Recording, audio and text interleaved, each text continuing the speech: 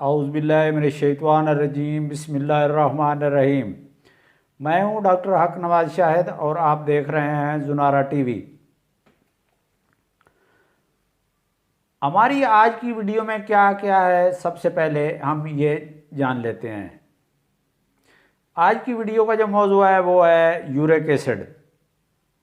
ये एक बहुत ही अहम मौजू है। आजकल इस जो यूरिक एसिड मर्ज़ है, जो यूरिक एसिड का बढ़ जाना है, इसमें आजकल बहुत ज़्यादा लोग शिकार हो रहे हैं, क्योंकि ये हम जो फास्ट फूड वगैरह खाते हैं और कूल ड्रिंक्स वगैरह, शराब नोशी, ये वो जो करते हैं, गलत चीज़ें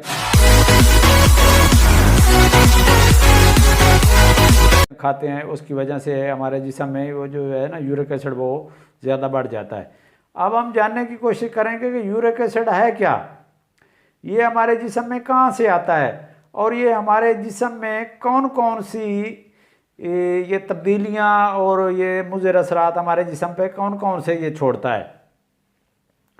तो आज की वीडियो शुरू करने से पहले अगर आपने ये जुनारा टीवी को अभी तक सब्सक्राइब नहीं किया तो ये जो आपको स्क्रीन पर ये सुर्ख निशान नज़र आ रहा है, इसको ज़रा सा दबा दें और ये जो बेल का निशान नज़र आ रहा है, इसको ज़रा सा पुश कर दें।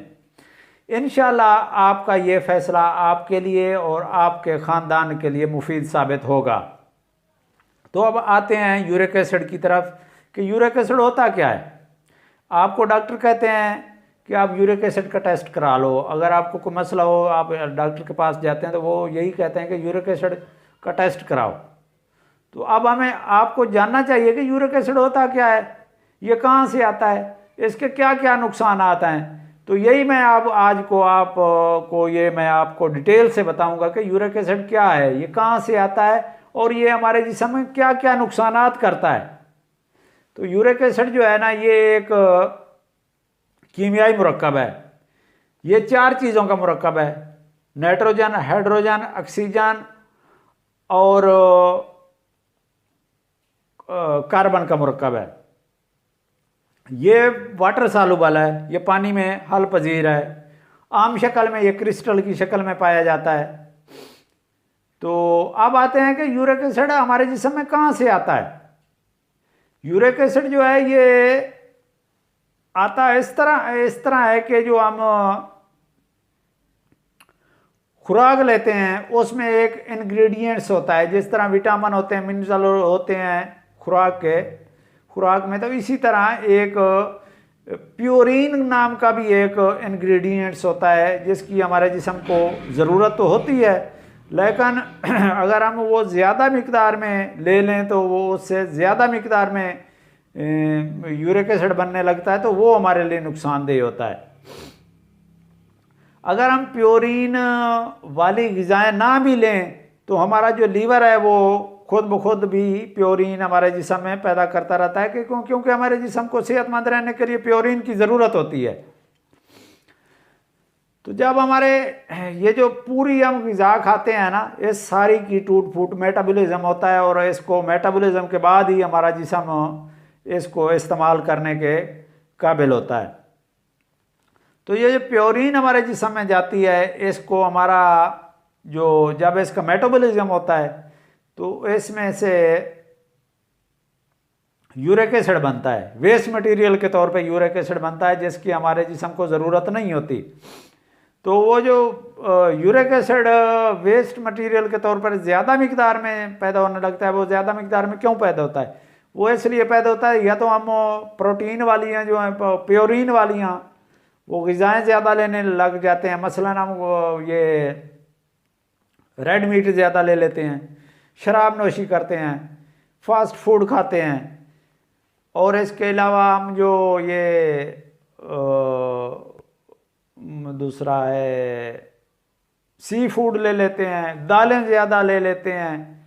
ये जो मटर वगैरह हैं, गोभी है, चावल है, ये चीज़ें जब हम ज़्यादा ले लेते हैं, इनमें ज़्यादा मिकदार में प्योरीन होती है। तो ये प्योरीन की जब टूट फूट होती है तो इससे हमारे जिस्म में यूरिक एसिड भी ज़्यादा बनने लगता है, तो अब यूरिक एसिड नॉर्मल हालात में, जो नॉर्मल इंसान है उसमें से तो वो गुर्दों के ज़रिए फिल्टर होकर जिस्म से बाहर चला जाता है।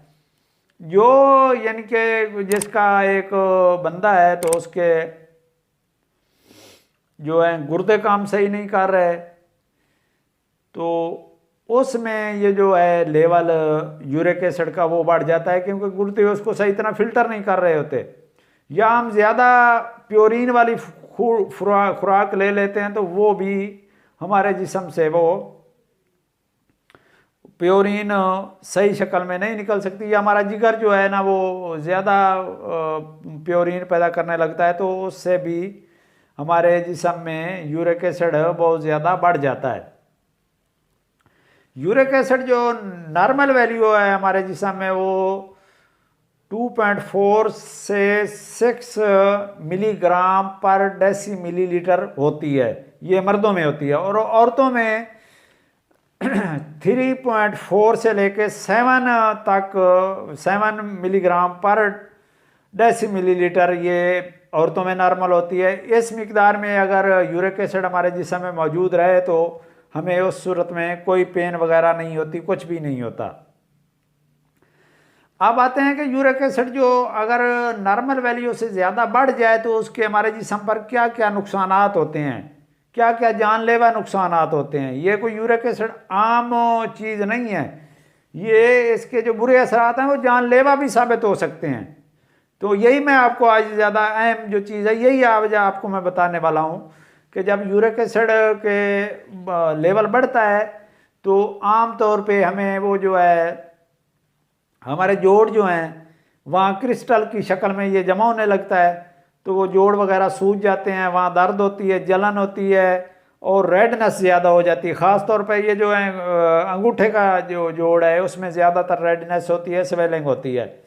ये ज़्यादातर रात को ही ज़्यादा बढ़ता है, जब हम सुबह उठते हैं तो ज़्यादा पेन वगैरह महसूस करते हैं।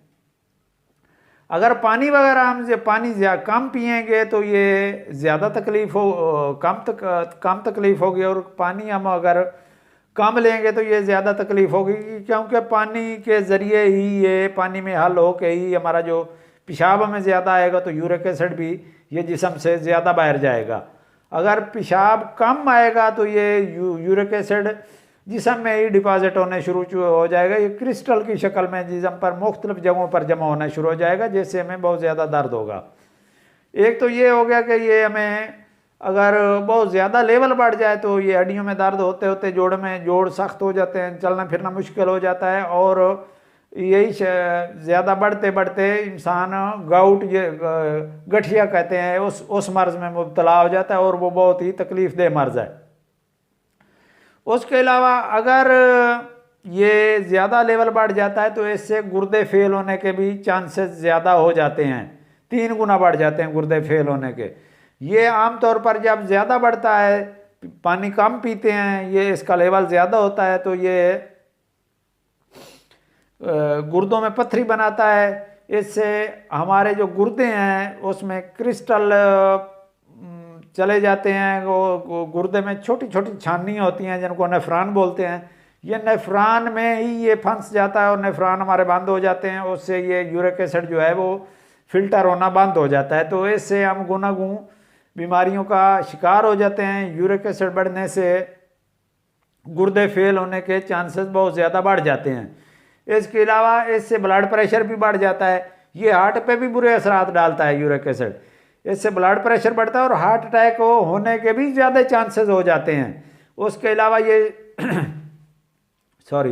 इसके अलावा ये जो होता है ये फालेज के भी चांसेस इससे हो जाते हैं, फालेज भी ज़्यादा हो जाता है इससे। जब ये बढ़ता है तो फालेज के चांस बहुत ज़्यादा बढ़ जाते हैं। ये डायबिटिक 2 के भी चांसेस बढ़ा देता है, इससे डायबिटिक 2 भी इंसान को हो जाती है। तो अब हम आपको ये बताते हैं कि ये किन किन चीज़ों को रोकने से ये हमारे जिस्म में कम होगा। तो हमें चाहिए कि हम चिकनाई कम लें, रेड मीट कम लें, और जनाब चीनी कम लें, दालें वगैरह बंद कर दें, और ये जो है दूध वगैरह अगर लेना है तो उसको छान कर इस्तेमाल करें। तो अगली वीडियो जो होगी उसमें मैं आपको तफसील से बताऊंगा कि कौन कौन सी जो ग़िज़ाएँ हैं उनको खाने से इसका लेवल बढ़ता है, और कौन कौन सी ग़िज़ाएँ जो हैं तो वो इसके लेवल को कंट्रोल करती हैं, इसको कम करती हैं। अगली वीडियो जो हमारी होगी वो होगी इलाज बिल ग़िज़ा।